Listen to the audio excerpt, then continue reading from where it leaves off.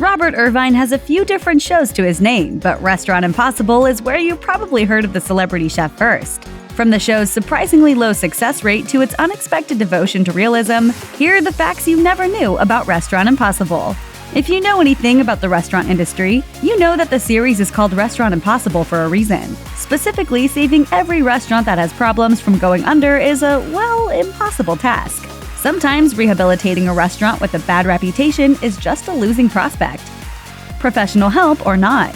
Episodes of the series showed Irvine and crew spending $10,000 in 48 hours to completely revamp a failing restaurant. The results always looked impressive, but more often than not, they didn't actually work.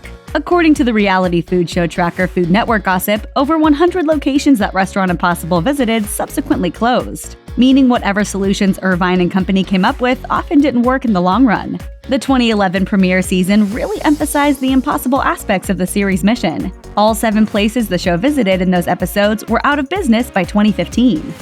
Restaurant Impossible wasn't the first time Irvine put his culinary skills to work on television. Instead of revamping failing businesses, its predecessor, Dinner Impossible, saw Irvine and company challenging themselves to prepare large meals in unusual conditions with a strict time limit. The show got Irvine some attention, but it also brought him some unwelcome scrutiny. Turns out this know-it-all chef is a bit of a bald-faced liar. Nothing but drama. In a scandalous twist, Irvine got booted from the show after 4 seasons when his impressive resume proved too good to be true. The St. Petersburg Times exposed some of the tall tales in Irvine's biography, with lies and exaggerations including claims that he had cooked for 3 presidents, earned a knighthood, and prepared a wedding cake for the British royal family. Just like that, his dinner was over, with chef Michael Simon taking over for the show's 5th season. But as impossible as it sounds, Food Network actually brought Irvine back for the 6th season thanks to his popularity with viewers. And he stayed with the series until its last meal in 2010. The following year, he pivoted to the spin-off series Restaurant Impossible and continued his climb toward foodie fame like nothing had ever happened. Restaurant Impossible ran from 2011 until 2016, counting up 160 episodes across 13 seasons. The show came to an end despite good ratings, with Irvine announcing that he would be heading to the CW to host his own talk show afterwards.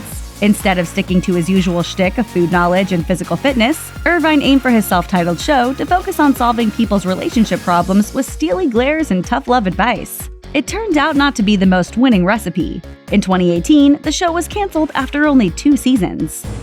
This is what I want to do right now.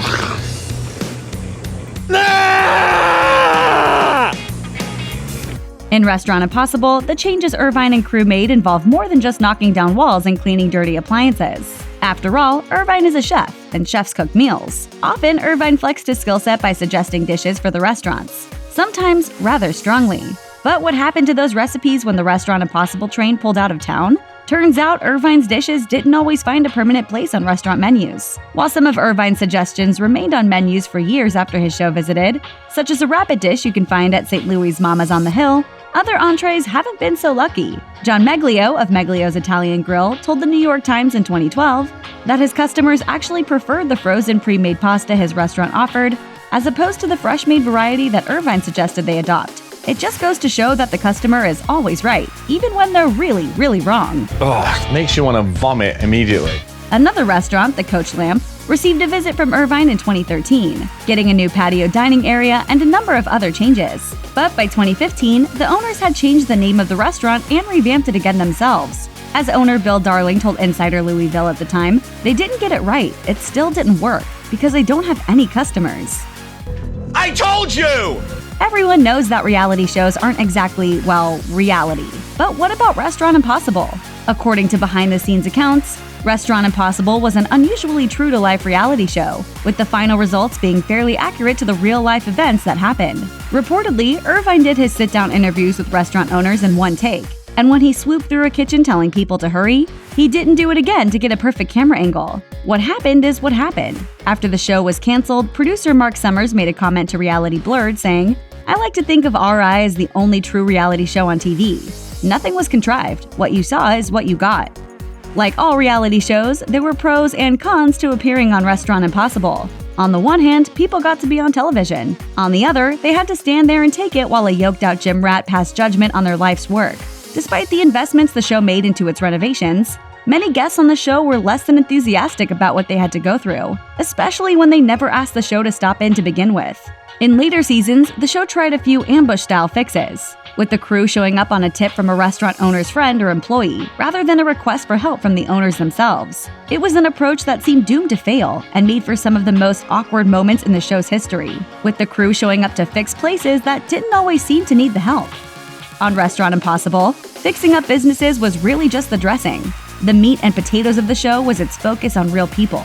Some restaurateurs who appeared on the show later noted how unprepared they were for the focus it put on their personal lives. Sarah Hummel, whose restaurant Sip Bistro appeared on the show in 2016, told the Charlotte News and Observer that she was surprised by the amount of emotional strain the show involved, with Irvine digging way deeper into her marriage and personal life than she'd anticipated.